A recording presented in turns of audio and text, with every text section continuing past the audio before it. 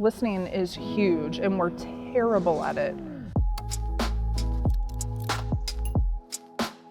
We're waiting for that moment about me. Let me tell you about my experience, instead of just listening, perhaps reflecting a little bit. We fail in that area. We have to do better. So of course it's a problem now.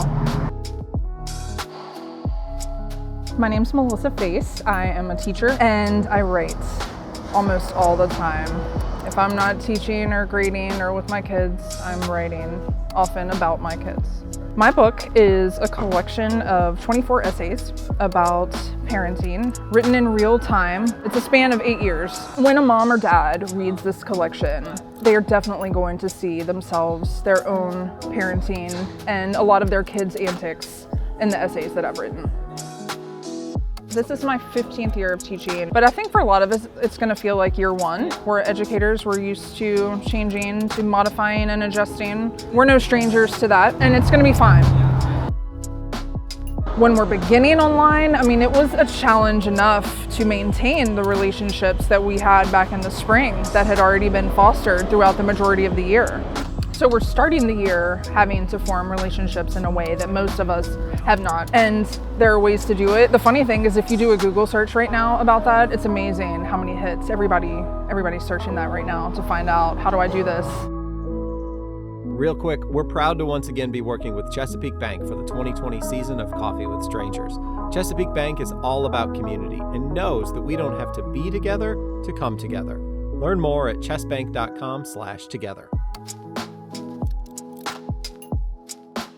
Summer reading is a requirement for us. One of the novels that I've taught over the past few years is The Metamorphosis. And this year, it just seemed like it was not the time. But I felt like we needed to start with something relevant. I consulted with my department chair, and she suggested The Hate U Give. It is a really heavy work, and I didn't realize how relevant it would be in terms of a death resulting from an officer shooting. And then the other aspect of it that is so important is this duality of life that I know so many of my students experience, where you are one person at school and then another person at home. I think the biggest part is exposure, and luckily literature helps us a lot with that.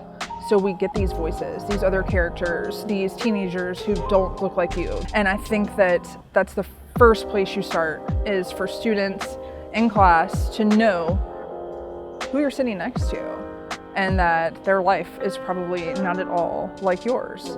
And learning about them and respecting them regardless of where they come from. Picking up literature to understand another point of view. If you can't actually have a conversation with someone from another culture, from another area, who's different than you are, whose life experiences have not mirrored yours, if you can't actually chat with them, then reading is the next best thing.